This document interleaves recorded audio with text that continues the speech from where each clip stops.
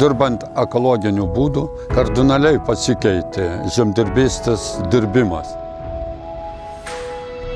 Turim ir gerų ekėčių, ir gerų tręštuvų. Viskas tręšima tik organiniam trąšom ir derlius tikimės gauti ne ką mažesnį.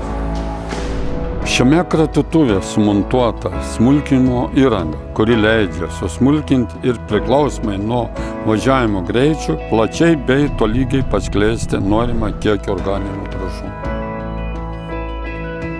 Labai svarbu, kad organinės trąšos, kurios yra išbarstamos pasėliams, kad jos būtų nedelsiant įmaišytos į žemę ir tokiu atveju būtų iš karto prieinamos dirvos mikroorganizmams ir dėl to nustotų jų garavimas į atmosferą. Jeigu mes anksčiau savo nesugebėjimą galėjom likviduoti chemiją, purkšdami pasėlius ar tręšdami trąšom, tai dabar viską reikia labai sumaniai ir efektyviai daryti.